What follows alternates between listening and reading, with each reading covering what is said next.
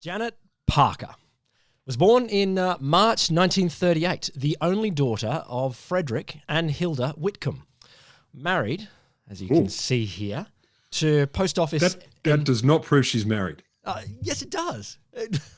Okay, if I put a veil behind my head, am I married? Because that makes it... I think the barrier's dropped a lot. Look, maybe. Is that your special podcast pinboard? It is a podcast pinboard. I've upgraded to pinboard level. Did that stick up on its own? Yeah, I pushed it really hard with my thumb. Whoa. Listener, if you are doing this via the normal route of podcast through your ears, we also have a YouTube channel now where we're recording these things because of the silver linings of COVID. You can view this on YouTube. Yeah. We'll put a link up on Twitter. So if you want to see the pictures, go and see them there. Anyway. You get to see the two of us staring at screens with some rooms that we live in the background. And the pinboard where I can gesticulate. Janet Parker. Janet. Married to post office engineer Joseph Parker by the late 1970s. Yeah. Janet was a familiar figure zipping around the Kings Norton and Selly Oak area of Birmingham in her Triumph Spitfire, which is a cool car. Yeah. That's a cool Silly car. Oak. Yeah, I don't know. It's somewhere Birmingham, right? Silly Oak, Sully Oak. Selly Oak. Now, I thought you said silly. Right, okay. Wow, look at you go. After several years as a police photographer, Janet joined the University of Birmingham Medical School, where she was employed as a medical photographer in the anatomy department. And... corpse photographer. Corpse and, I assume, hideously disfigured people photographer. Or really hot symmetrical ones too. Yes. Possibly. It does say medical school, so I don't think you get treated for being hot. And I think usually it might be, here is case study X of... No, but it'd also be the students would say, listen, can you show me something that I know what to compare all these monsters to? So you wheel in an array of hot people once a week. Again, it's a medical school, so I assume they don't use the term monsters here.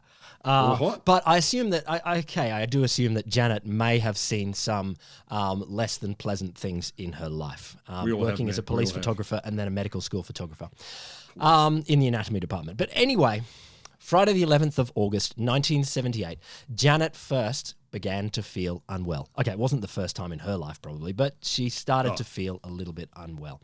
The 11th of August? Yes. She complained of a headache and pains in her muscles. Within days, she developed some unsightly red spots on her back, on her arms and her legs and her face. When the doctor was called, she was told that she had chickenpox. But her mother, Hilda, as I said before, was skeptical. She'd nursed her daughter as a kid through chickenpox, and the large blistering pustules, great word. Oh, you got a picture of those? I do have some in a bit. I do have some pustule pictures in a bit. Now I'm happy. The large blistering pustules now on her body were markedly different from what Hilda had seen when Janet was a child. So on the 20th of August at 3 p.m, after feeling unwell for 9 days, Janet was admitted to the East Birmingham Hospital. By now, Janet was so weak that she couldn't stand unaided. Wow. I do remember thinking she was very poorly. She had a very dramatic rash, said Professor Deborah Simons later on, the first member of the medical staff to see Janet when she was admitted. Sorry, I'm just buzzing my brain. Yeah. You don't know how to use a computer anymore? No, of course I don't know how to use my computer. I'm working from home. I'm using pen and paper.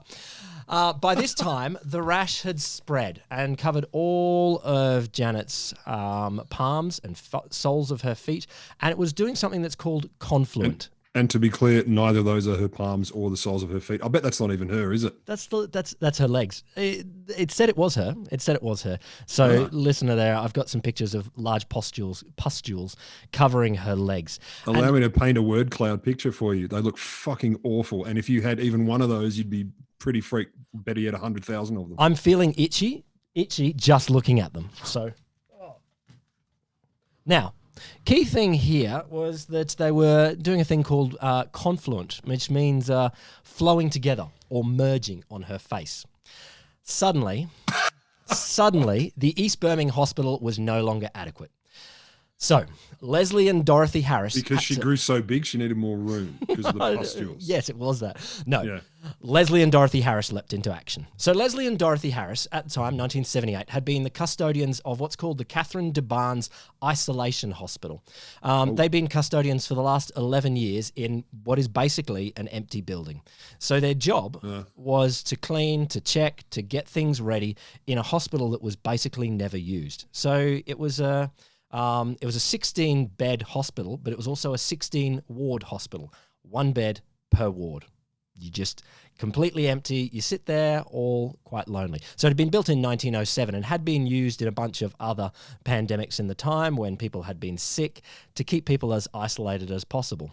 Fabulous. They're called fever hospitals, and you know they're the kind of place that they look like ghost stories are made of. I see that. And I think yeah, that's horrifying. Yeah, you go in and you sadly don't come out. But it really is the generic start to 90% of all horror movies from the 70s, no question.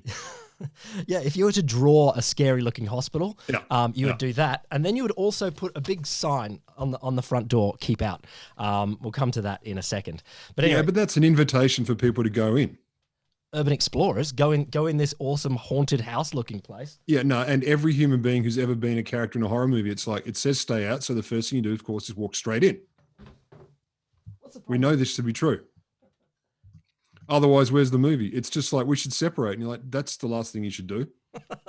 I know you never do what people want in the horror movie, but you should. You know, go and have an adventure, be the first one killed, and that'd be great. That'd be great. No, I rely on you to be the first adopter, not me, man. That's your job to go in early. All right. So it had been a fever hospital and had been used up until the 1950s a fair bit. But in the 60s and 70s, it had mothballed. And no one had really been in it for the whole time when Leslie and Dorothy Harris had been the custodians. But Janet was someone different. So all of a sudden, in a rush, Janet Parker arrived in an ambulance in a hurry because despite the WHO being on the very cusp of announcing the complete eradication of smallpox, Janet had just received a clinical diagnosis of variola major. Are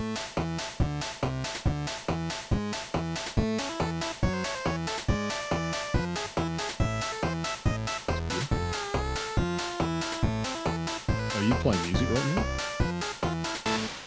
Welcome to the Wholesome Show, the creepy hospital of podcasts that you can listen up to at the back of the classroom. Yeah. And while you're up the back, you can rely on us to ask the dumb questions so that you don't have to. Or in this case, I'm thinking the freaking gross questions. Yes. Or at least the questions with gross answers. Dumb and gross. We can do dumb and gross. Dumb and gross. That could be our new names. Well, old names. Me, Will Grant. I can be dumb or gross, one of the two. I can be Dr. Roderick Griffin, gross Lamberts. I don't mind. The Wholesome Show is brought to you by the Australian National Centre for the Public Awareness of Science. Against its will. Against its will. Not that will. You don't know where I'm pointing. There you go. Against its will. And hey, as I said before, because I've written it down here, if you want to see the pictures that I got, you can go on to the YouTubes if you want. We'll put a link up on Twitter so you can find that. Now, listener, there is obviously gross and dumb warning for all of our podcast episodes. This one also, just a trigger warning, there is some small discussion of suicide in this episode. Do they work?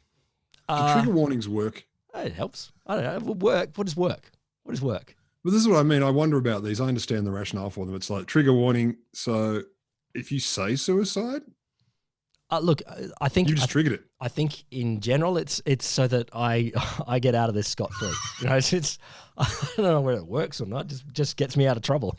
Trigger warning: you may be robbed while this is going on. Nothing to do with us. That's your problem. Well, there you go. Trigger warning: look under your seat. You are now strapped into a cage forever. So yeah, not our fault. No one really knows where smallpox came from. Some viral historians say that it began as an epidemic disease. Do you call them viral historians or historians of viruses? That's an interesting question. Because it's changed these. You say someone's a viral historian, you're like, really? How fucking viral? Are you that famous? Yeah, they really? did some GIFs about the French Revolution and everyone watched them. There's a viral historian. Those are the ones I collect. I love those. Yeah, I don't know. Okay, viral historian or historian of virus, yes. Yeah. They think it could have begun sometime around 10,000 years ago when we started settling down into farming and agrarian societies, when populations became dense enough to start causing problems. Now, that doesn't mean that it wasn't around before, but we don't have very much evidence. The first evidence we've actually got of smallpox as a disease actually comes from ancient Egyptian mummies, which is really cool because obviously mummies are cool for all of their treasure and stuff like that, but telling us something else about the world is not something they normally do. Except how don't forget their curses. Like the mummies are famous for their curses and walking around and basically harassing people and turning them into mummies or other such things. Yes, also those things, and ruining Brendan Fraser's career. It didn't ruin it. I mean, if you what has he done since? If you've but if you've done the Mummy, then you go, this is a high point. Like did Mount Everest ruin Edmund Hillary's career? No. Yeah, pretty much. I mean, you never heard from him again. No, exactly. Back when I climbed Everest, like, show us a new one, mate. Come on. So Brendan Fraser achieved perfection in The Mummy, and then why put him in anything else ever again? So other than that, so mummies gave us treasure, curses, ruined Brendan Fraser's career, and evidence of smallpox. So this guy is... Clearly. If you zoom into his face, you got to zoom in with your eyes. This is a zoom into eyes sort of thing. I'm just going to push the enhance button. Ramses the Fifth. All Egyptian pharaohs are either called Ramses or Cleopatra. I think I'm not an expert on Tutankhamun. Yeah, and Nefertiti. So I got a few more. That's my favorite. Cheops. You mean Chopsy? Yeah. Chopsy. Chopsy. Sure, when he visited Australia, he was Chopsy. Chopsy. Yeah, you're a bit of a king over there, mate. Anyway, Ramses V died as a young man in about 1157 BC. So, can you be more precise? This is a science-related podcast. I think 1157 for 3,000 years ago. That's pretty precise. I don't know if it was August or not, but they did writing down the dates of death and things, and we can work that backwards. Yeah, I think they correlated against comets and stuff like that. But anyway, he died as a young man, and it may have been as smallpox because covering his face are heaps of these pustules, that perhaps I described a little bit from Janet Parker. So pustules is a good word. Pustules. You can work it, like you can roll it around in your mouth and really make that word work for you. Yeah, it's a little bit like pastilles, like the Victorian era lolly. Can I have a pastille or a pustule? But then they ruined it and called them pastels and bleh, whatever. Who cares? Yeah, not as good. So Donald Horne wrote a book. Much of this comes from some other sources as well. I'll tell you a bit later. But his book, Princes and Peasants, Smallpox in History. So he's got a description of Ramses V skeletons. It's one of the best preserved royal mummies in the Cairo Museum. Inspection of the mummy revealed a rash of elevated pustules, each about 2 to 4 millimeters in diameter. That was most distinct on the lower face, neck, and shoulders, but it was also visible on the arms. Over the shoulders... Fuck, that's cruel too, though. Where does it affect you most? Only the visible places. Fantastic. Wait. Luckily, my job doesn't involve appearing in public a lot. Wait. I'll tell you a little bit about some of the non-visible places where not Donald Horne, but Donald Hopkins found it. Where did we get to? Lower face, neck, shoulders... Yeah. Visible on the arms, over the shoulders, especially. These pustules were pale yellow against a dark brown reddish background. The dark brown reddish background is probably due to some of the mummification sort of things. Okay, on his upper face, only small raised pimples, 1 to 2 millimeters, could be seen, which might have been shrunken more by tight wrappings over the forehead. It's not possible to examine the palms or soles where the presence of pustules would be highly characteristic of smallpox, because his arms were folded like the mummy. And can't you? I'm no technologist, but can't you do this and move the hand? Not to a mummy, that wakes them up. Oh, fuck that then. Yeah, no, fair enough. I didn't think of that. Don't move the hand of a mummy like that. As far as because then it does the throat grab and then you're screwed. Look, I get cracking open their pyramid, cracking open their sarcophagus, dragging them out and experimenting on them a whole bunch, but don't open their arms because that will wake them up. Because that would be disrespectful. Indeed. Well, actually, here comes disrespectful. So you can't examine the palms or soles because they were folded across the chest, and the shroud was stuck to his soles. No rash could be seen on the chest or upper abdomen, but earlier photographs of this mummy, published by Elliot Smith in 1912, so back in the cool days of Egyptology when they were really bad. Weren't they cool though? I mean, any rendering I see of those, they're just gentlemen having a fabulous time. Yeah, also being evil. But fabulously though. I mean, they got pith helmets, they got servants, they're having cocktails, they're smoking cigars, they got the old school, gramophone thing in the desert. They have that wound up. I get that, and I get the gramophone in the desert. Like, I would be so over the gramophone in the desert. Come on. So a 1912 photograph by Elliot Smith of Ramses V shows that the rash is also prominent on the lower abdomen and scrotum. Yeah, it is. There you go. Told you it was in the secret places as well. I knew we were going to get to the trouser area. We always do. In the end. But in 1912 as well, they thought, okay, let's get some photographs of this dead ancient ruler, basically a god. Quick, take a photo of his balls. Yeah, the royal groin, sir. Here's a picture, or three. 3 folds in the skin over the left cheek suggest that his face may have been swollen when he died. The appearance of the larger pustules and apparent distribution of the rash are similar to smallpox rashes I've seen in more recent victims. So he's the first physical evidence of smallpox. So 3,000 years ago, but it may well have been around earlier. The earliest written description that we've got comes from China in about the 4th century, so much later, 1,500 years. So we're blaming this on China too? No, we blamed it on Egypt. So that's later.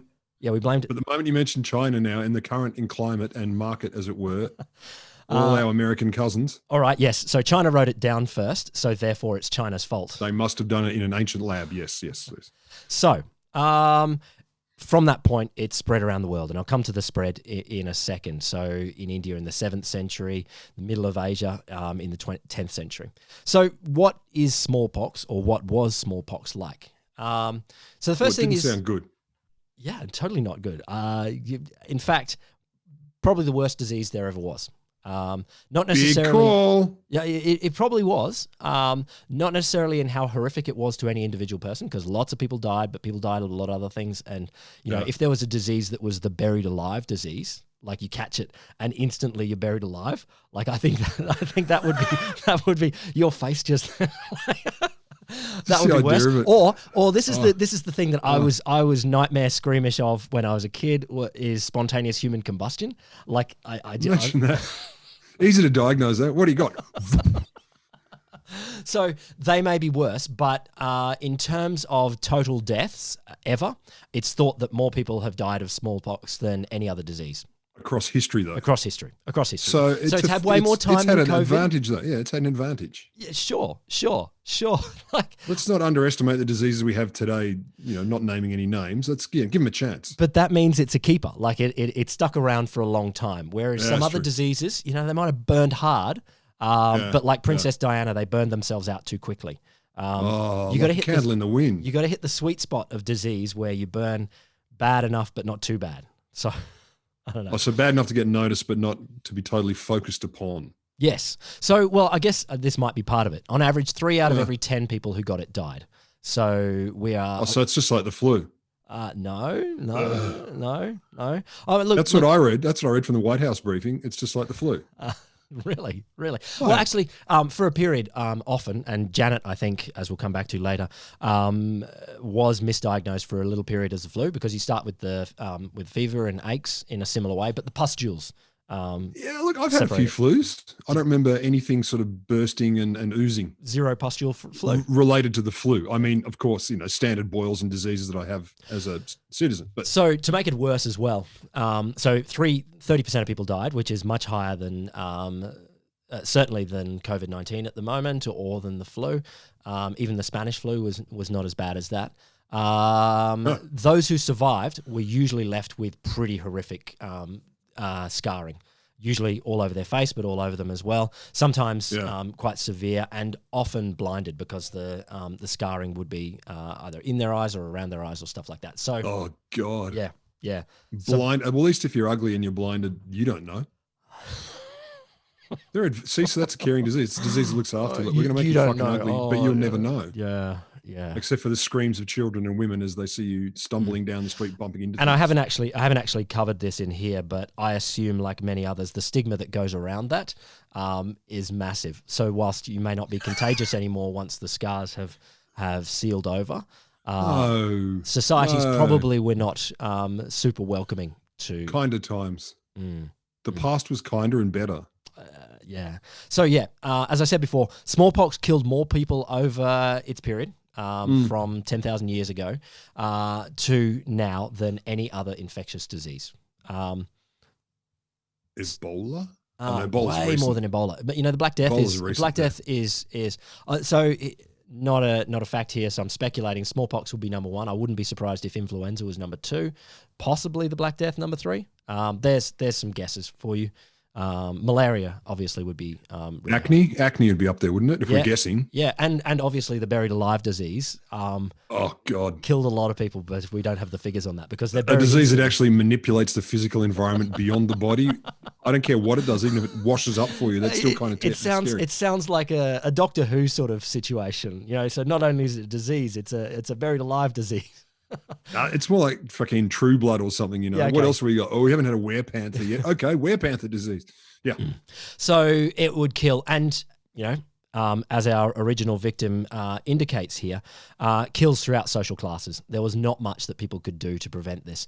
So, like in 18th century Europe, smallpox killed 400,000 people a year, which is roughly a year. Yeah, that's equivalent to 1 million deaths today in Europe every year. Because they were fatter then? No, because there's more Europeans now.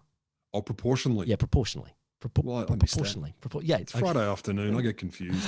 But it would kill peasants and monarchs alike. So I don't have the names of many. No, I'm going to go out on a limb and say it probably killed less monarchs. Guaranteed did. Guaranteed. Yeah. But I don't have the names of very many peasants that it killed. There was John, Cedric, and Lynette. I guarantee that there was a John that was killed of smallpox. And a Lynette. I don't know. I can name all the peasants. Give me a country, I'll name all the peasants from the 18th century. Give me some Latvian peasants from your there would have homeland. Been Petersons and maybe Mirvalds. Mirvalds. And that was one of my uncles actually. Alsma. Alsma. Oh yeah. No, I'm sorry, but that sounds like one of the Nazi camps, an Alsma camp. Or it sounds like a lung disease. It may be that my Latvian accent is a little German. Okay. So in 180-year period, it killed a Queen of England, an Emperor of Austria, a King of Spain, a Tsar of Russia, a King of France, and a Queen of Sweden. And also President Abraham Lincoln was a little bit sick because of it. A little bit sick? Yeah. Supposedly he might have had it when he was delivering the Gettysburg Address. Is that why it had to be so short? I think so. I don't know. He had to have a lie down and drain his pus. He was feverish with disease when he gave the Gettysburg Address, gave a short speech, and 2 days later he broke out in a gruesome rash. May or may not have been smallpox, but anyway. Even in the 20th century, he still had it then? Wow. He didn't, yeah. And obviously, as I'll come to in a little bit, there's a little bit of the 20th century where there is no smallpox, and many countries actually declined in their rate of smallpox. It killed 500 million people. Wasn't that the vaccine? Like when I was a kid, I never went overseas because we were normal people who didn't have $1 billion in the bank in the 70s, and all these kids would come to school before they go away and they'd have that vaccination that gave the little circle on the arm. Was that smallpox? I don't know. Vaccinations go into people. I know that. No, I just remember there's a particular one. You'd get a circular scar and you had to wait till the scar fell off or something. And I feel like that might have been smallpox. That could be a TB inoculation. I had that once when I was doing my reserves training in the army, and that gives a little scar there. What they were fucking deploying you from Brisbane to Kapoka. The Congo. We're going to send in some kind of infested I have no hole. idea. But there is a fair bit about armies being very proactive on vaccination. They put nanobots in you, man. They know where you are right now. That too. I don't mind if they know where I am. I'm here in my house. Okay. To make it easy for them. So the actual virus that causes smallpox, the smallpox virus, variola, is a monstrous large virus. possessing one of the largest genetic blueprints of any virus. Some people speculate that might contribute to both its extraordinary lethality, because it seems to be stable outside the host for much longer than other people, and its powers of infection seems also to be quite long. So, maybe there's something there. Bigger is better. Yes. I mean, I know that. I was just wondering if that's the case for viruses. Obviously, big is better. Of course, it's the case for viruses. So, after a person's exposed, the virus multiplies rapidly and spreads unobtrusively through the body's lymph system for about 2 weeks. A little bit COVID-y there. Sure. Suddenly, the symptoms come on. The head and the back and the muscles ache. The temperature spikes as high as 40 degrees or 104 Fahrenheit if you use those measures. Who uses those measures? This isn't ancient Egypt. If we use Celsius now. Ramses V, leaving the victim drained. But in these hours, there's not much that distinguishes smallpox from regular flu. Okay. 2 days later, the fever and the aches go away, and then you get the pock marks. I'm cured but ugly. Yeah, absolutely. First, they come up on your tongue and the roof of the mouth. Oh, God.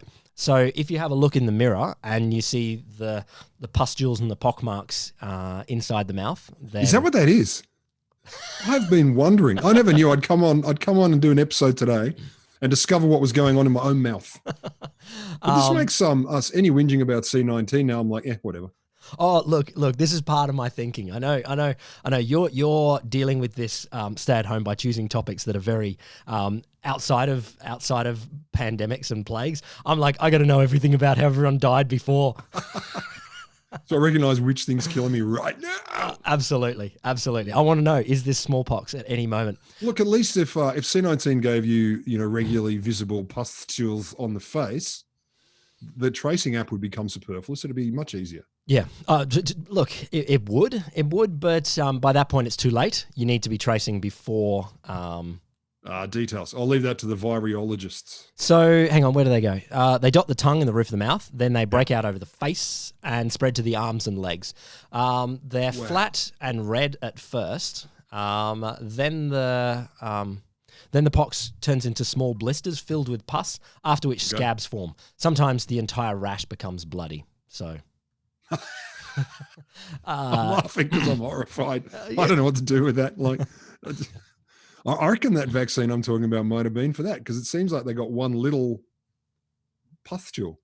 Well, look, vaccines are a big part of this story. So, and you can understand why, that we right now are super keen on getting a vaccine for COVID. The impetus for getting a vaccine against a disease that kills 30% of people that it touches, but also horribly disfigures probably a whole chunk of the others that it doesn't kill. You can understand why people are quite motivated to find something that will stop that from happening. Yeah, I'm seeing it. Yeah, makes sense. Okay. How does it spread? Pretty easily once the rash appears in the throat or the skin. It shows that each infected person typically passes the virus on to 3 or 4 others in close contact, often by coughing. Lovely.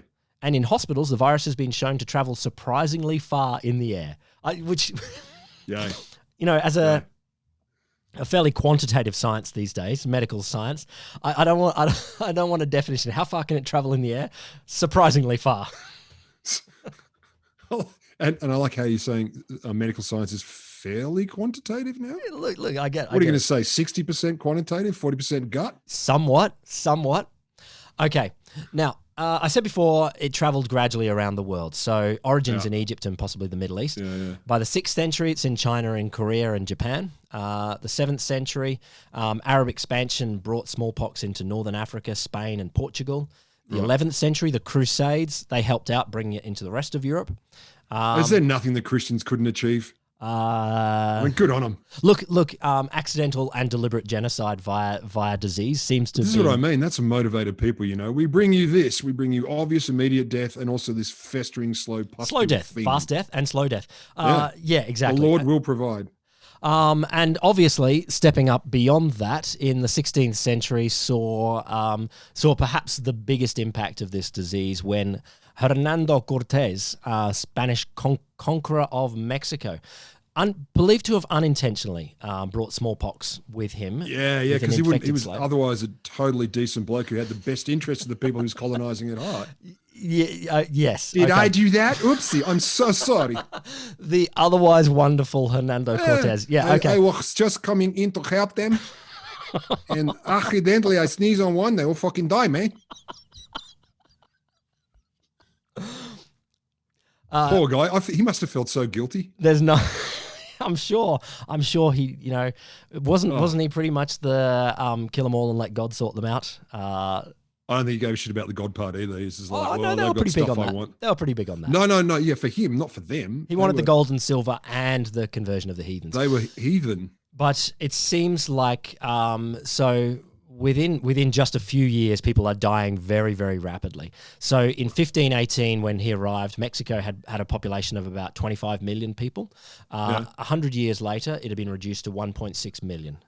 Say that again? 1.6 million. From 25 million down to 1.6 million. So you'd notice that, in your day-to-day life. So there's about 5% of the population left. And holy shit. Largely, but not exclusively, obviously, but largely attributed to smallpox here. Smallpox and being cut with a sword allergies. Yes, indeed. Yeah, and shot with a musket as well. Oh, yeah. That's the wealthy ones. The next version of this obviously happened in North America when it was deliberately used as a weapon of genocide. So on those warm, comfy blankets. Warm, comfy blankets spread by Sir Geoffrey Amherst. He was the commander of the British forces in North America. And he said, could it not be contrived to send the smallpox among these disaffected tribes of Indians? He wrote to a subordinate, encouraging the use of every stratagem in our power to reduce them. But in fact, his men at what's now Pittsburgh had already gone ahead and done all of this. So they'd given out, as you deliberately said, sent out infected blankets and germ-laden handkerchiefs, which... Describing them as disaffected is also so freaking disingenuous. They're disaffected. Oh, no, I didn't say disinfected. No, that's what he said. Quoting him. Oh, yeah, he did. Disaffected tribes. So they're just not participating. Yes. I feel like we should bring them in. If we infect them with something lethal and horrible, that'll sort of bring them in and motivate them. That will make them love us. Or at least get involved. When they have the same diseases as us, they will love us. Yeah, they can be as ugly as us. So yeah, it's pretty much assumed that even though it was a widespread idea at the time, that everyone is keen to use this as a weapon of war. Sweet. So they were early adopters. I like that. I think that's clever. So the last continent that it landed on, or second last, seeing as it probably never got to Antarctica, was obviously Australia. And the British brought it to Australia. I don't know how. Otherwise, it would have felt left out. I don't know how deliberate that was. Christ knows what else they brought. I mean, they were disgusting, fetid people anyway, so of course they brought that with them, but it would have been part of a package deal. You buy one, get one free. Buy one, get all the lot. Get the package. And you know what? Have them all for free. Yeah. Fuck it. Our gift. 10 p.m. on August 24th, 1978, Janet was being rushed to the Catherine de Barnes Isolation Hospital. So this is the one it's the one person per ward. The haunted house that was owned by two weird stepsisters who never left the building. Yes, that one. So it's the haunted house hospital. Yeah. By 11 p.m., all of her close contacts, including her parents, were also placed in quarantine. Some of them at the same hospital, some at different places. Soon her parents would be transferred to the Catherine de Barnes Hospital. The next day, the pox virus infection was confirmed by electron microscopy of vesicle fluid by Henry Bedson, which, interestingly, he was head of the smallpox lab. Is that his hair? It's a drawing pin. It's a drawing pin, so I can put it into I thought he had some kind of weird rakish lump of hair on the top of his otherwise bald pate. Henry Bedson, who was the head of the smallpox laboratory at the medical school where Janet worked. Come to that later. Yeah. Any conflict of interest to declare? No. It's cool. Yeah. Well, look, let's not be too mean to Henry Bedson here. I like being mean to people, particularly when I don't have enough information. Very quickly, national and international press appeared all over the place. This was a worldwide issue. The World Health Organization flooded in. They were deeply concerned because, as I said before, they had been about to declare that the world was free of smallpox. I just want to say we're Fuck it. Bloody English. As we'd said before, so the incubation period was like about 12 days. So they really had about a fortnight's anxiety as to whether there was going to be any more cases. So a fortnight into the future, but also a fortnight going into the past. When had Janet caught it and how long had she been infecting people? So how annoying to inconvenience their announcement. I know. So Janet's husband, Joseph, and parents Hilda and Frederick Whitcomb were questioned about their recent movements for fear that it could be spreading further. All those who'd been in contact with Janet were treated similarly. So the man who came to fix the bedpan washer at the hospital, I don't know. The dedicated bedpan washing machine and expert therein to fix it. Yes, him. He was treated the same. The ambulance staff taken to the hospital. The hospital. No, wait. This is a bizarre specialization I want to dig into a little. the bedpan washer. No, and the repairer of said equipment. What do you talk about? I mean, at least you're not washing them. Yeah, but the annual conferences are wild. They would have to be. They would have to be. When the new bedpan washer 5000 came out, my God, I love that one. It's the steam-driven one. Like, with no more coal now, we can. Look, I'm assuming a big hospital may need a fair bit of bedpan washing. I bet they use the same industrial dishwashers that they'd use in the kitchens. You just got to make sure you turn left instead of right. Yeah, you don't use them for the same things, but they probably did look fairly similar. So there's career aspiration. There's a couple of stories, and in fact, there's an awesome article from Live Birmingham documenting Janet's period in hospital here, and they've gone through all of this, so well worth checking out if you want to dive more into this. But there's a series of stories of all of the people that were roped into this because the WHO and everyone were really quite panicked about what was going on. So Reg Wickett, for example. Here's Reg. He looks exactly like you would imagine Reg to be. Is there a more English name? No. Reginald Wickett. What's his middle name? Is it like Angus? I don't know. That'd be too Scottish, wouldn't it? Yeah. Reginald Stephen Wickett. Cedric. Reginald Cedricald. Cedricald. He was an engineer at the East Birmingham Hospital, not the Ghost Hospital, and he was on duty the day that Janet was admitted. So he received there's a little story. He received a precautionary jab in his arm, and then he went on holiday to Dorset with his family. That's what you do when you may have a grossly infectious disease. Yeah, indeed. He's the one that like the Canberra. Do you know what you need? You need the sea air. Let's go to Dorset. Stand on that pebbly beach with your trousers washed, like rolled up to your knees, with a handkerchief tied in four corners on your noggin, and do some deep knee bends. Boom. I'm sure Dorset was lovely, but yeah, there was a. And that's exactly how he would have enjoyed his holiday. As soon as the smallpox was confirmed in Janet here, not in Reg, the health bosses decided they need to see Reg again to check what he was like, but they didn't know where he'd gone, so they had to issue a nationwide alert, and so they put out looking for Reg. Yeah, looking for Reg. Newspaper alerts there. Urgent message for Dorset holidaymaker. Can you imagine that? You're getting your lard and dripping and eggs and chips and bacon sandwich for breakfast, and you've a cup of weak tea, and you're reading the newspaper, and there's you. And in the 70s. Yeah, but we're chasing you because you haven't had enough jabs yet. So, but how bloody weird would that be? Like if he walks past a newsstand and like the 5 national papers, however the fuck many there were then, all got a picture of him on the front, looking for Reg Wickett. Have I won money? No, but you might have a really bad disease. No, and they gave him some more injections when they finally found him. And he had a really horrible reaction to the next injections. And he was also admitted to the Ghost Hospital at Catherine de Barnes. Because of the injections? Yeah. So smallpox... Proving vaccines are evil. Finally, you heard smallpox vaccinations were really quite rough. I don't know, sure. People have certainly died of early variolation and vaccination from smallpox, but I'm not sure the numbers here. But Reg said he was having hallucinations, was dreaming and having nightmares. I couldn't keep my eyes open. They were pumping stuff into me, giving tablets every 10 minutes. So he had a horrible couple of days, aside from his holiday in Dorset.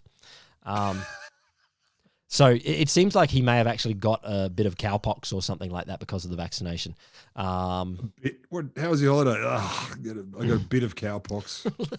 Touch of the cowpox. But Dorset was lovely. Dorset, lovely. Oh yeah. There's sunshine, great fish and chip shop down by the pier. There's another story about Julie Brown. So she was a girl guide, and she was about to go on holiday too. She was going to go on a holiday camp to North Wales, and to raise some money for her holiday, she put an ad in a local paper to sell her ice skates. and she sold them for £3, as you can guess, to Janet Parker. So Janet Parker, a few weeks earlier, or just earlier, was buying them for her niece and gave her 3 crisp £1 notes. Julie was delighted. Just one day into her summer camp, the police came and pulled her off the site. She didn't appear to be ill in any way. Until they jabbed her with cowpox, and then she sat down with Reginald Wickett. Yeah, indeed. Sharing anecdotes. This gentleman took me home. He was a retired medical man from the Queen Elizabeth Hospital and was helping to find folk who'd been in contact with Janet. We arrived home in the early hours of Monday morning, but I was so broken-hearted that I returned with no fear over the actual reason for this, smallpox. I was upset because I had to cancel my holiday. And also, she had to give her 3 £1 notes back. What? They didn't reimburse? No, they did reimburse, but they gave her some fresh money, but not some disease money. So, this is happening right now today. But I'm not worried about the disease. It's just I missed my holiday. Look, I get it. Listener, I was planning on going a long service leave holiday that would have started in 3 weeks time, and I was clicking through to an event in my calendar before, and I landed on the day where the flights. It's still listed in the calendar. I'm like, oh. I just deleted all mine. We were supposed to go on a yacht trip around the Aegean on a very fancy boat. Stop it. And I literally cleaned my calendar this morning. I was flicking through some stuff and went, dum. What's all that blacked out for? Oh, that was when I was going to actually live my life and enjoy it. Now I'll just stay here and work. All right. But as the days went on and Janet remained in isolation, her condition deteriorated. As the disease took hold, Janet developed pneumonia and stopped responding to people verbally. She lay in her hospital bed on the 5th of September. Her father, who was also under quarantine, in the same hospital, died from an apparent cardiac arrest while in quarantine. Was he sick? It's not known because no post-mortem was ever done of his body due to the risk that smallpox infection posed. Basically, they buried the body as quick as they could, and they didn't want to find out anymore. They just thought, let's get rid of it. And do they like concrete it, lead line it, and Chernobyl style it? Like, do they? I'll come to funeral arrangements in a little bit. I'm very excited. I don't have Frederick's, but I'll come to some others in a bit. Excellent. At this point, Janet was almost blind in both eyes from the sores, and doctors believed that she'd gone into renal failure. Oh, God. With the outbreak claiming its first victim in Janet's father, a day later, Professor Bedson, so this is the guy who confirmed the diagnosis. Where is he there? With a lump on his head. With the lump on his head. Yeah. He's the head of the smallpox lab at the medical school where Janet worked, went out into his shed and in his home in Birmingham and took his own life. He left a note. He blamed himself? Yes. I am sorry to have misplaced the trust which so many of my friends and colleagues have placed in me in my work. He felt terrible. So, well, I'm guessing he did. All right, let's go back a bit in time. One of the first methods for controlling the spread of smallpox, as I said before, was very much desired by people. And we've mentioned this before in another podcast. You might dive back and have a look at this. Rod told a story of the brief history of anti-vaccination, which is well worth looking here. I'll cover a little bit of the same ground, but that goes much more into the anti-vaccination territory. But variolation. So variolation is the process by which material from smallpox sores, the pustules again, are given to people who've never had smallpox. So you either scratch the material into your arm or inhale it through the nose. Mix it into a cocktail. Yeah, I'm sure you could spread it on toast. So basically, people would develop a response to this. Some of the symptoms, such as a fever, I can think of a few. But yeah, indeed. But fewer people died from this than if they acquired the smallpox naturally. So people were actually pretty keen on this. There's a good story. Sorry, I'm loving your precise language. So try our vaccination. Fewer people died from that than the disease. Just not going to tell you 10% less, but still detail. Don't worry about it. And it could well be. Look, I'm just speculating here for the sake of it. It could well be that you're monitoring them directly, and therefore you can put them in a hospital more quickly than randomly catching it in the wild. So you are feeding into every anti-vaxxer's wet dream. I know right now, but ignore me. And they all listen to us. So to get angry. Lady Mary Wortley Montague, wife of the British. Yeah, I'm going to want to hear that again. Wortley? Lady Mary Wortley Montague. I don't know Wortley. I don't know if Wortley was legitimately her middle name or as in of warts. Yeah, wort. WORTLEY. Oh, the cool wort, like you make beer in, not the, what's that on my finger again? Yes, that's true. It's slightly, Right, but it's not a great. I don't know if that was her middle name or if she, that was her family name before, and she took on Fancy Pom. Yeah, Fancy Pom. But anyway, she was the wife of the British ambassador to the Ottoman Constantinople, and she saw it in early 18th century, so like 1721. She saw variolation going on, and there's a great story of what she saw. She wrote to a friend about this, and she said, "The smallpox was so fatal and so general amongst us here in Ottoman Turkey. It's made entirely harmless by the invention of ingrafting, which is the term that they give it, which is basically variolation. There is a set of old women who make up their business to perform the operation. Every autumn in the month of September, when the great heat is abated, people send to one another to know if any of their family has a mind to have the smallpox. They make parties for this purpose, and when they are met, commonly 15 or 16 together, the old woman comes with a nutshell full of the matter of the best sort of smallpox, and asks what veins you please to have opened. She immediately rips open that you offer to her with a large needle, which gives you no more pain than a common scratch." Especially ripping makes it sound so gentle and precise. Rips open large needle, nothing more than a common scratch. Yeah, exactly. That's how I scratch myself too. When I'm on meth. And remember, this letter that she's writing is her advocacy letter. She's saying this shit is the bomb. But anyway, and puts into the vein as much venom as can lie upon the head of her needle, and after binds up the little wound with a hollow bit of shell, and in this manner opens up 4 or 5 veins. The children or young patients play together all the rest of the day and are in perfect health until the 8th. Then the fever begins to seize them, and they keep their beds 2 days, very seldom 3. They have very rarely above 20 or 30 pustules in their faces, which never mark, and in 8 days' time they are as well as before the illness. There is no example of any one that has died in it, and you may believe I am very well satisfied of the safety of the experiment, since I intend to try it on my own dear little son. I am patriot enough to take pains to bring this useful invention into fashion in England, and I should not fail to write to some of our doctors very particularly about it, if I knew any one of them that I thought had virtue enough to destroy such considerable branch of their revenue." What a way to make vaccination sound as insane as anti-vaxxers sound now. I know.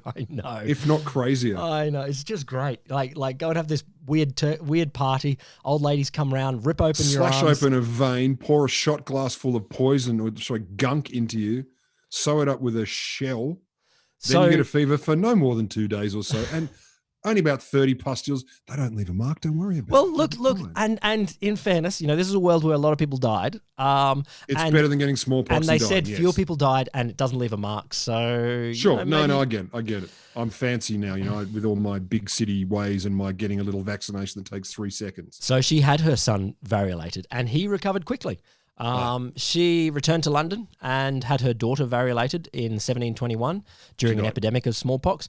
This encouraged the British royal family to take an interest, and they drove a trial of variolation on prisoners at the Newgate prison. This was successful. You don't have any free will. Come over here. You're having variolation. Come here, murderer. But then, Mr. Pickpocket, Mum. Too bad. But then the royal family took it up and used that to variolate the children who would go on to become the kings and queens in the future. So, do you know, I wonder the percentage of people, if you said, look, they're trying to quick rush the coronavirus thing now in the US and other places. The number of people, if you ask them to generally respond, if they were told, we're just going to test it on prisoners first. Oh, guaranteed. Who would just say, yeah, no worries, do it. Yeah, that's fine. That's fine. They are... if not deserving, they are perfect. It's horrible, isn't it? Well, then you release them. If you live, you can go. Oh, look, and it still comes back fine. to it's all fine. Medical experimentation on people who are unwilling or aren't able to consent. But what if prisoners said, I'm willing to do that? I'll bet there are people saying reduce your sentence to try. Oh, hell yeah, there have been. That actually if you do this, this, and this, we'll let you off early, assuming you live. It's cool. Okay. Well, why don't we bring that back? That sounds progressive in the era of the pandemic. Let's learn from our forefathers and foremothers and I don't know, ethics. Gender unspecified. Is it ethics? Is it ethics? Is it ethics? The reason ethics. We don't do that? I don't know. I can't even spell ethics. So vaccination was the step better than that. So you've done the history of this before, but we'll just run through this a little bit. In 1796, English doctor Edward Jenner observed that milkmaids, not only hot, but had gotten smallpox, who had gotten cowpox, did not show any symptoms of smallpox after variolation. The hot cowpox. The hot cowpox. That's what he called it. So he got his gardener's 9-year-old son, James Phipps, and took material from cowpox sore on one milkmaid's hand and inoculated it into Phipps's arm. A month later, Jenner then exposed Phipps a number of times to smallpox virus. I don't know how he did it. Boom. Here you go. Wipe some. Also, James Phipps, another contender for one of the most English names in history. Carry on. Indeed. And Phipps never developed the smallpox. It was a huge moment. More experiments followed, and in 1801, Jenner sent his report to the Royal Society, which promptly rejected it. So he had to self-publish.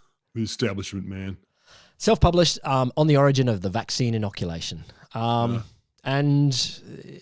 he summarized his discoveries and expressed hope that the annihilation of the smallpox, like the most dreadful scourge of the human species, must be the final result of this practice. Little did he know how close he came. Well, yeah, look, he helped out a lot. He did a lot. So by 1800, in fact, by 1800, that's weird. That's even the year before he published it. But just within very few... his work had been published in all the major European languages and had reached the United States. Despite some concern about the safety of vaccination, it was soon in use all over the US and in Europe. Some countries made it compulsory, and concern about this led to some of the opposition about this. But it was taken up very rapidly all around the world. You know what's funny? Like when you said, because we've done an episode on this, on vaccination or anti-vaccination before, I thought, oh, when did you do that? And then you said I did it. I'm like, I don't remember that at all. And now you're starting to say some things. It's like, oh, rings a vague bell. I don't have a good memory. Listener, you could describe this as a podcast where two goldfish talk to each other about stuff that they might have talked about. It's so true. Whenever you come up with a new topic, you kind of go back through the list of previous episodes and go, didn't we do that? No, we didn't. Oh, we definitely haven't done this. No, there it is. I've done that a lot. So Jenner's vision progressed, rapidly in the grand scheme of things, not super fast in the slow scheme of things. Lots of countries took up vaccination in the first half of the 20th century. Things really started to take off after the Second World War. So smallpox was eliminated thanks to vaccination in North America in 1952, in Europe in 1953, leaving only South America, Asia, and Africa with the disease. But in 1959, that's when the World Health Organization really decided, okay, let's get rid of this. Let's do this thing to get rid of a disease. Let's get a run on the board. Let's show something. Let's keep our funding alive at least till 2020. Well, no funding. There was no funding for it at the time, so it took them 7 years to actually raise any money to do this. So they sat around saying, yes, this is an aspirational get rid of disease. But in 1966, they actually put some money behind it. Not very much. So the United States and the Soviet Union put $2.5 million at the time, which is about $20 million a year into the effort, which it just boggles my mind. Basically global. For global eradication of the worst disease ever, which is basically a couple of sports clubs and and I don't know, some banqueting halls or something like that. It's one gold Rolls Royce. It's really wow. So yeah, 20 million of our dollars per year. Yeah. Basically spent over a very, very short period. So this has been between 1966 and, as I'll come to in a second, Janet, in 1978. So this is a 12-year period where they're spending this amount of money to really make the impact. So in that year, 1966, 2 million people still died of smallpox, mainly in Bangladesh, Brazil, India, Indonesia. I was going to say in less funded countries. In less funded countries, yes. But in 1967, they really started to intensify this. So at this point, their goal was to get mass vaccination campaigns in all of these countries to get to like 80% vaccination in each country. Yeah. So doctors were going out into crowded cities, remote classrooms, deserts, all over the place to vaccinate. And they probably were a little bit cavalier, forthright, strong in their vaccination movement. So I read one thing saying that no protests or refusals were accepted. The young, the old, screaming babies and screaming adults for that matter, everyone was given a shot of the precious vaccine, which would offer them protection against smallpox. See, more lessons we can learn from the past. We just go up to Nimbin and we tie everyone down and you force vaccinate. That would go down fine. Look, there were probably some downsides to this as well. It'll be fine. And there were a lot of... Because you know what you say, this always works. Don't worry, it's for your own good. Yeah, it doesn't work People don't so mind much. That. People don't mind that. Don't worry, it's for your own good. No, we're doing it. You don't understand. We do. This is for your own good. Submit. I think you're being like Donald Trump here and being a bit sarcastic. No, I don't know what that is. Oh, okay. I only speak the truth. There were resistance to this. In Ethiopia, some health workers were shot dead by people. That's definitely resistance, yeah. So some people that didn't want it. How did it go? They resisted a little, killed everyone. Yeah. I'm surprised there wasn't more. I'm sure there are other stories of hostility to this. For sure. But I think around the world, if 2 million people are still dying of this, people could definitely see the evidence in front of them of how horrific this was. In terms of the scale of this, 150,000 medics around the world were involved in the program, including Henry Bedson. So he did a fair bit of work in Afghanistan and Pakistan. The dude who took himself out? Yes, he did. Later in Birmingham. Oh, so he was out there doing. He was out there in the 60s. He was out there part of the. I mean, he was a smallpox virologist and very very much involved in this fight. So they progressed really, really quite rapidly in the scheme of things. So from 1967 to 1977, 10 years, the numbers dwindled enormously. So one of the last major hurdles was in India.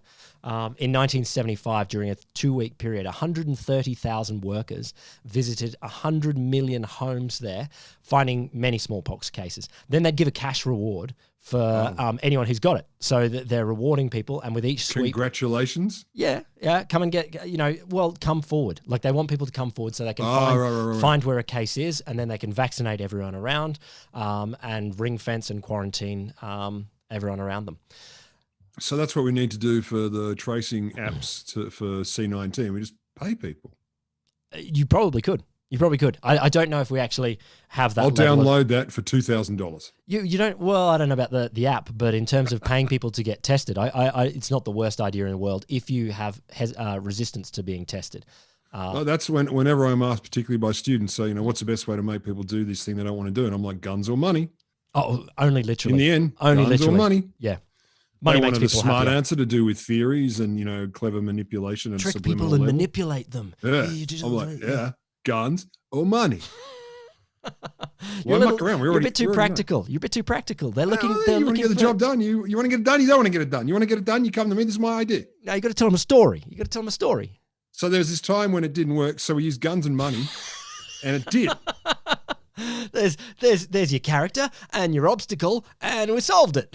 I'm like a bard, a troubadour. Yeah, Shakespeare's famous guns or money blitz. Yeah. To gun or not to gun. Yeah, I do both. So the last cases. In late 1975, Raima Banu, a 3-year-old girl from Bangladesh, was the last person in the world to have naturally acquired variola major, which is the worst form of this, and the last person in Asia. Which year, sorry? 1975. 75. Okay. She was isolated at home with house guards posted 24 hours a day until she was no longer infectious. Wow. A house-to-house campaign in a 1.5-mile radius around her home was begun immediately, and every house, public meeting area, school, and healer within 5 miles was visited by a member of the Smallpox Eradication Program to ensure the illness did not spread. They're not mucking around. And then there's the reward again for anyone coming forward. Ali Mao Malin was the last person to have naturally acquired smallpox via variola minor. So 2 different sort of strands of the same disease. And that was in Somalia in 1977. So October 12, 1977, he accompanied 2 smallpox patients in a vehicle from the hospital to the local post office. He developed a fever 10 days later. He was at first diagnosed with malaria and then chickenpox, and then finally correctly diagnosed on October 30th. He made a full recovery. So Ali Mao Malin was the last person to catch smallpox naturally. So Somalia's famous for not just pirates. Yeah, indeed. But he was Pirates and the last smallpox. He was not the last person with smallpox. The last person to get it in the wild. What is it? Smallpox vagina minima? Naturally. Variola. Variola minimi. Yeah. In early September 1978, so 1 year later, Janet Parker's life was slowly ebbing away. Apart from a small team of medics, she'd been alone in the Ghost Hospital isolation ward for 2 weeks. There was no loved one to come and hold her hand or hug her or brush her hair. Nurses and doctors approached her cautiously, their faces covered by masks and personal protective equipment, and their faces covered by, like they got 8 masks on. I'm assuming they do. That's quite an image. I'm assuming they do, and thick rubber gloves, the best that they had in the 1970s. Possibly better than now. I don't know. Everyone close to Janet had also been put into quarantine. Her husband, her relatives, her friends, even the ambulance men who'd been taken to a hospital. And at 3:50 a.m. on the 11th of September, Janet died. Janet was the last person to die of smallpox. Wow. Special control measures had to be put in place for her funeral. One of the funeral directors later recalled that he was told the authorities would not allow the body to be stored in a fridge in case the virus managed to multiply. Maybe fridges did that. I don't know.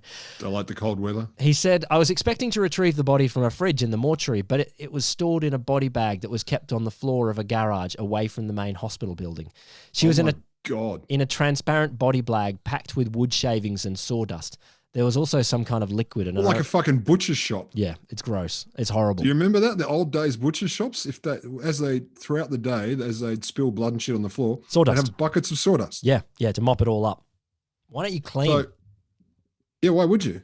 Well, no, but we'll go back to like the medical theatres where they're doing the old school amputations and everyone's watching. Sawdust all over the floor. Catch the blood. It's a useful product. The past, sawdust. hey? The past don't know what we know. No, indeed. Oh, I don't know. Is it that bad? Idiots. Is it that bad? Yeah, it's pretty gross. There was also some kind of liquid, and I remember that I was frightened that the bag would split open. The body was covered in sores and scars. It was quite horrific. I was on my own and needed help to lift the body, but I managed to get her into the van. People from the hospital were very wary of helping me. When the day of the funeral arrived, the cars were given an escort by unmarked police cars, just in case there was an accident. The body had to be cremated because there was a chance the virus could have thrived in the ground if Janet had been buried. Isn't it throve? All other funerals were cancelled that day, and the Robin Hood crematorium was thoroughly cleaned afterwards. The Robin Hood crematorium. I'm hoping they cleaned it afterwards anyway. But anyway, Robin Hood.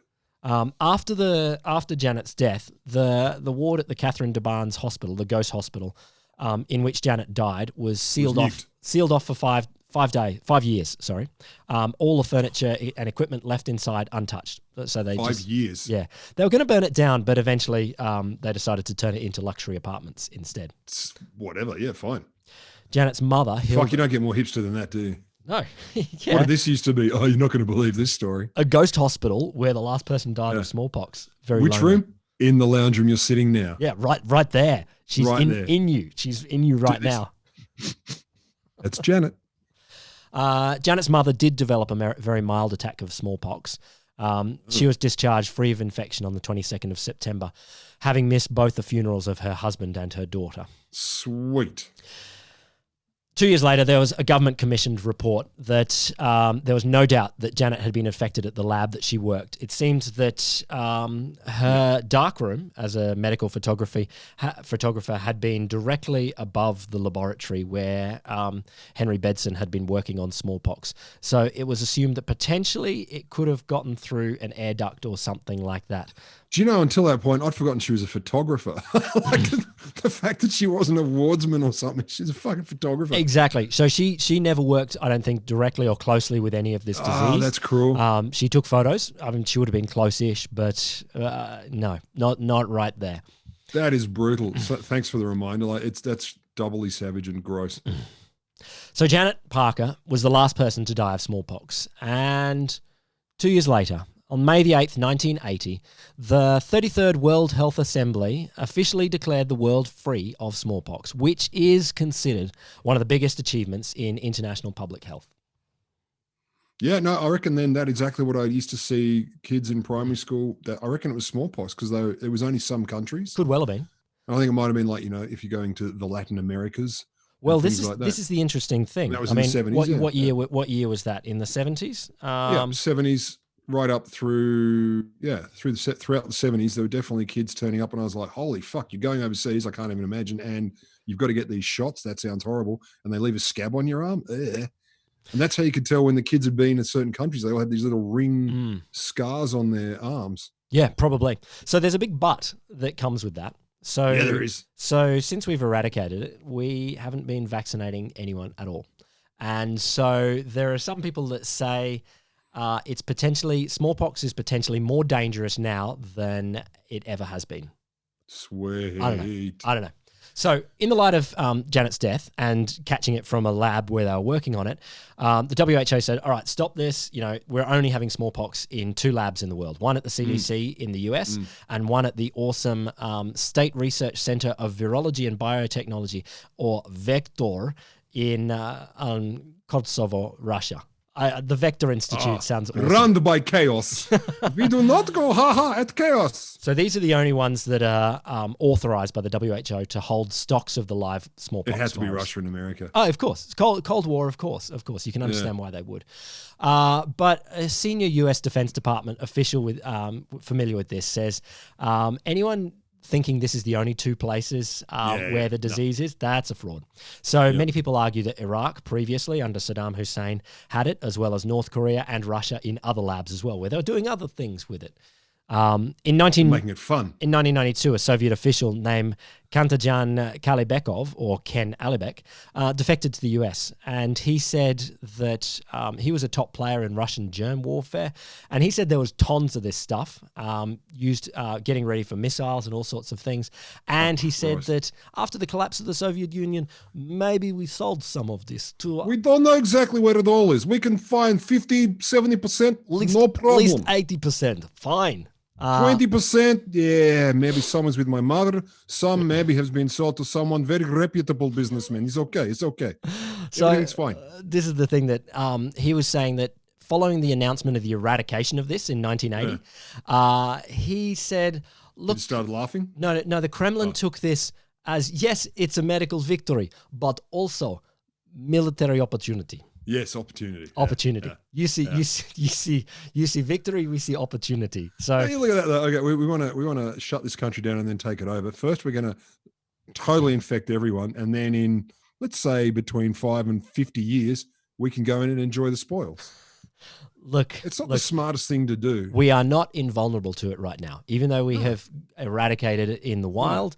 There are stocks out there in known places and potentially unknown. So, you know, there's been, over the last few years, people have found it in old labs. So in 2013, DNA fragments were found in a South African lab.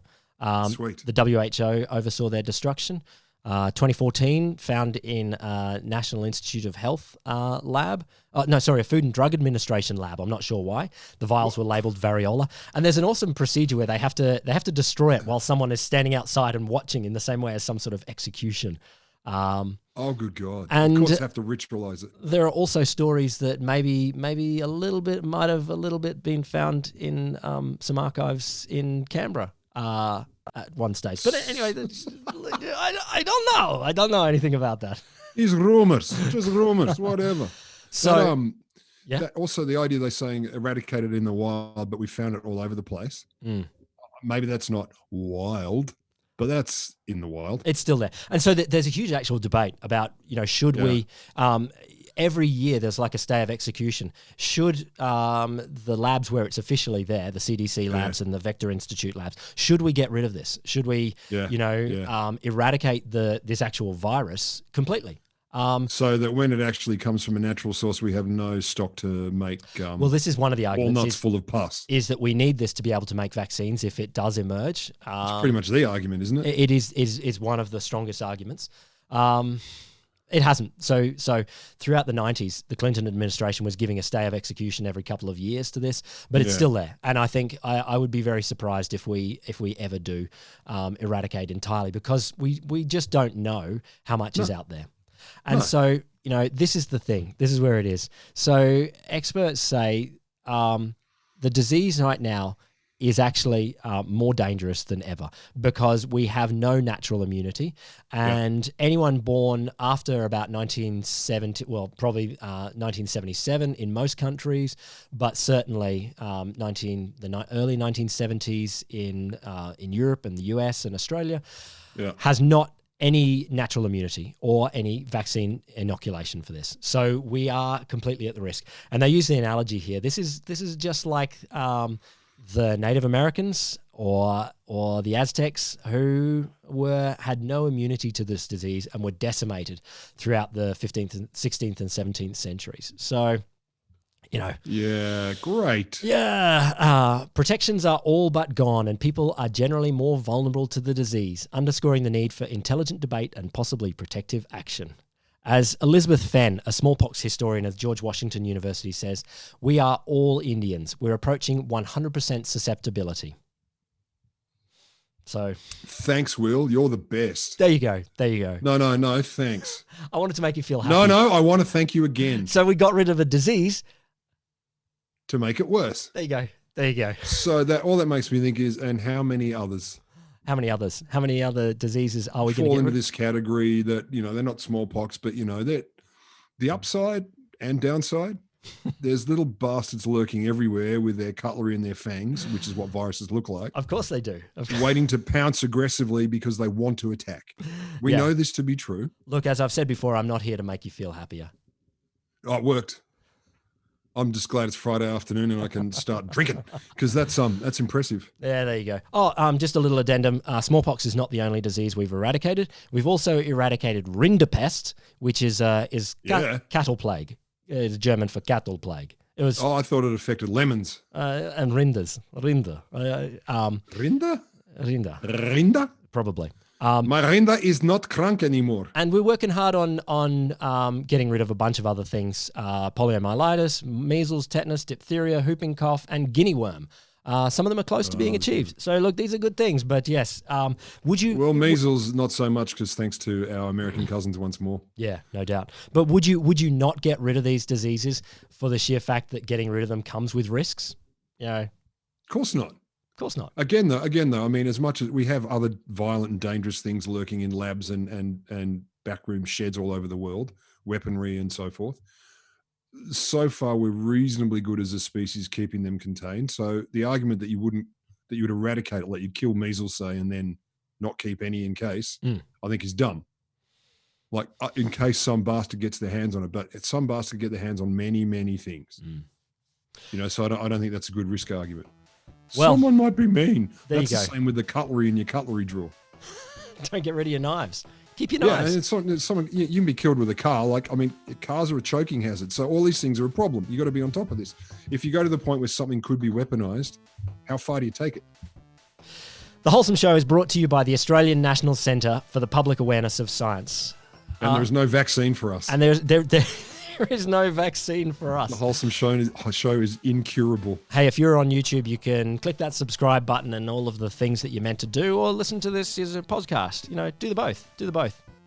And if you enjoy the visuals or you don't, tell us what we could do to make the visuals better. Yeah, tell us before you whinge about it. Do you like my beautiful corkboard, which never fell down more than 3 times? So no, it's only thrice in 6 hours. That's fine. That's fine. That's a good rate. We'll see you later. Ciao, ciao.